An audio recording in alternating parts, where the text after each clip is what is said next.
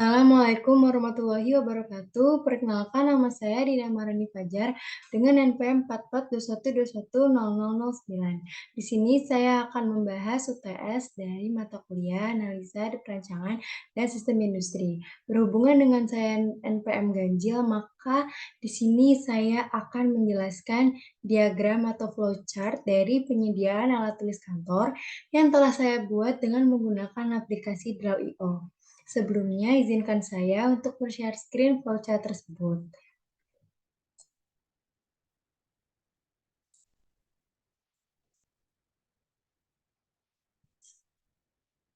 Baik, di sini sudah terlihat di mana terdapat 4, yaitu karyawan, departemen head, purchasing, dan juga supplier. Kita mulai pertama dari karyawan, yang dimana karyawan ini berfungsi sebagai penanggung jawab dari semua proses yang telah dibuat.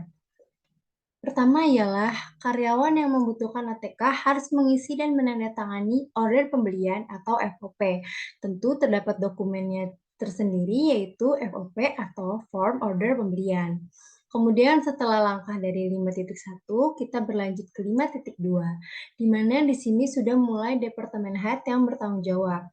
Departemen Head memutuskan setuju atau tidak, di mana alamat tersebut digambarkan dengan belah ketupat. Apabila no, maka form ditolak dan dikembalikan ke karyawan. Tetapi apabila form tersebut yes, maka Departemen Head akan menyetujui dan menandatangani FOP tersebut dan tentunya akan diserahkan kepada karyawan. FOP yang telah ditolak dikembalikan ke karyawan itu memasuki langkah 5.4 dan itu akan kembali lagi ke karyawan, yang dimana karyawan menerima penolakan Departemen Head.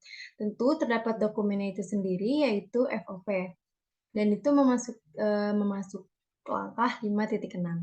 Tetapi seperti yang tadi kita sudah bahas, apabila form tersebut disetujui, maka akan dilanjutkan ke tahap selanjutnya, yaitu terbitkan PO dan serahkan kirim atau ke supplier.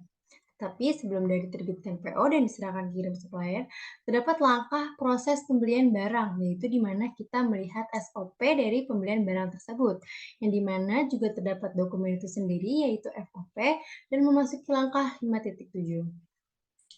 Kemudian setelah itu, ini memasuki bagian purchasing, dan itu merupakan tanggung jawab dari bagian purchasing itu sendiri. Kemudian kita lanjut yang dimana akan supplier lah yang melakukan tanggung jawab, yaitu supplier akan menerima PO lalu kirim barang sesuai PO dan diterbitkan invoice. Di sini juga terdapat 2 dokumen yang berbeda, yaitu diantaranya dokumen PO itu sendiri dan juga dokumen invoice. Selanjutnya setelah dari supplier, kita beralih kembali ke bagian purchasing, yang dimana itu memasuki langkah 5.10.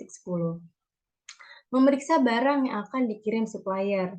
Apabila setuju, yes dan no. Terdapat 2 pilihan. Apabila no, maka barang tersebut akan dikirimkan kembali kepada supplier. Tetapi apabila yes atau disetujui, maka itu akan dilanjutkan dengan langkah selanjutnya. Apabila dilakukan penolakan atau bagian purchasing tidak setuju, maka dikembalikan kepada barang supplier, dan tentu karyawan akan menandatangani tanda terima barang tersebut karena ditolak oleh purchasing, sehingga ini dapat dikatakan tanda tangan penolakan barang tersebut. Tetapi apabila yes atau disetujui oleh bagian purchasing, maka barang akan dilanjutkan kembali, yaitu kita akan mencatat barang dalam bukti pembayaran, yang dimana ini merupakan langkah dari 5.14. Setelah itu, kita akan memberikan barang kepada karyawan, karena setelah kita mencatat barang tersebut, langkah selanjutnya ialah memberikan barang kepada karyawan, yang dimana itu juga merupakan tanggung jawab dari bagian purchasing. Setelah itu, setelah kita memberikan barang kepada karyawan, kita akan membuat laporan bulanan, yang dimana juga terdapat dokumen itu sendiri, ialah laporan bulanan. Itu masuk ke langkah 5.17.